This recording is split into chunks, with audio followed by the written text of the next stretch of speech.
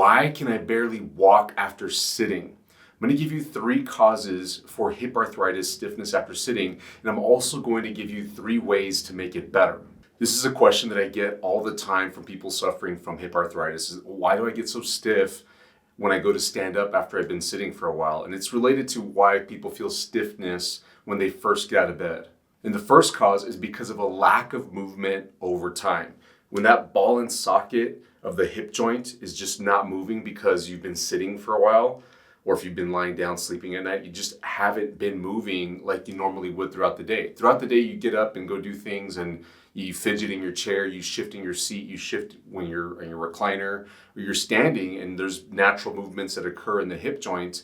Those little bits of motion that happen while you're awake cause the joint to lubricate itself. And so that means that you're going to have less stiffness in the joint.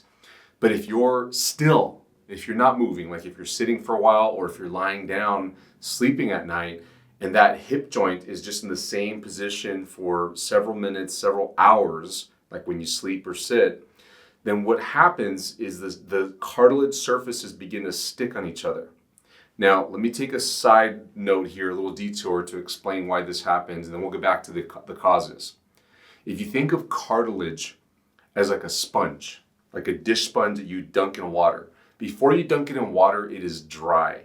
And as soon as you dunk it into the water, it absorbs all the water and becomes hydrated. And then if you squeeze that sponge, you push all the water out and the sponge becomes relatively dehydrated.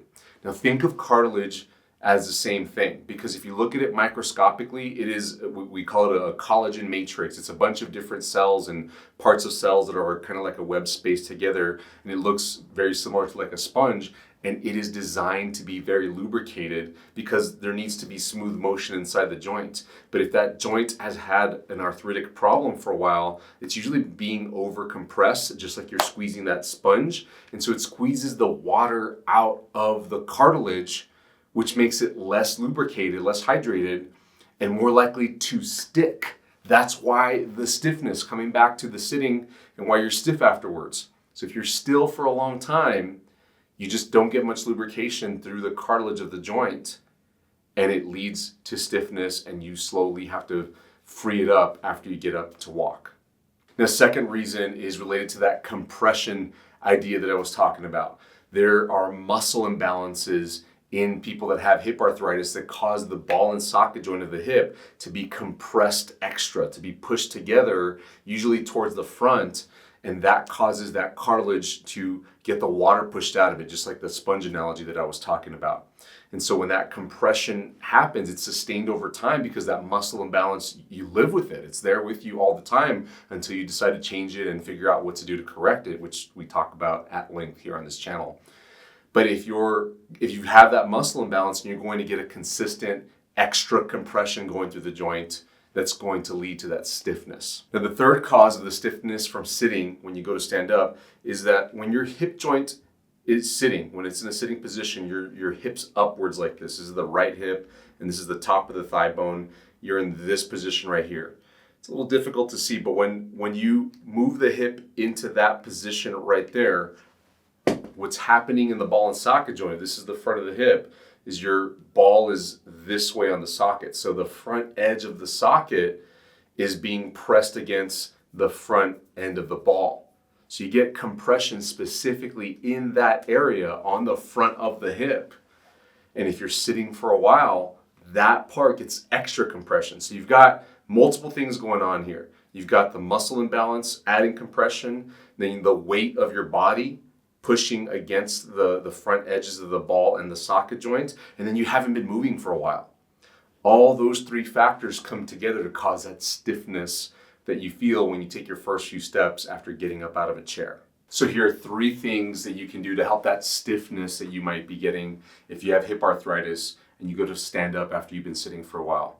The first thing is to fidget more in your chair. So if you sit somewhere, like say you're gonna have a meal or you're gonna be sitting through a show, a movie, something like that, then you wanna sit in a way where you wiggle your thighs in and out from time to time. I mean, you might even make it a thing where you consistently just wiggle your thighs in and out. Just this little wiggle looks like a normal thing that people do. I mean, you might be considered a fidgeter, or somebody who has ADD, or I mean, I'm not saying you have ADD, but people that just move a lot. But you're doing it intentionally, not subconsciously, because what you're trying to accomplish here is that movement inside the joint so that you get some lubrication into that cartilage. Because if you just stay still, that's when it tends to stick and you lose the nice smooth glide in the joint.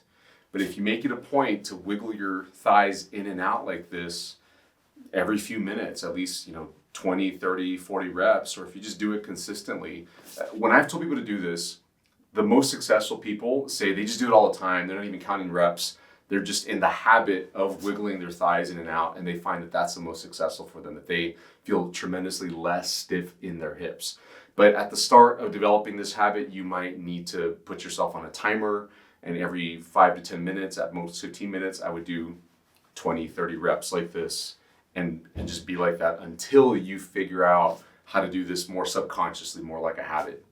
The second thing that you can do to help is to take that compression off. Remember I said when that ball is forward in the socket, because you're in a sitting position like this. So my thigh bone comes up and the ball part of the thigh bone pushes up against the socket.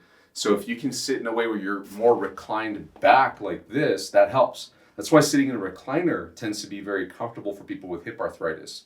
But if you don't have access to a recliner or somewhere where you can lean back, if you can sit somewhere where the chair's higher, like a bar stool type height, or a computer chair, adjustable chair that can go up and down, so that you can sit more like this, where your feet are still on the ground, and you're putting some weight through your feet, but also some weight through your bottom. But more importantly, your hip joints are in a more open position. You're more closer to standing than you are sitting, or somewhere in between. That takes some of the compression off the front of the hip joints as well.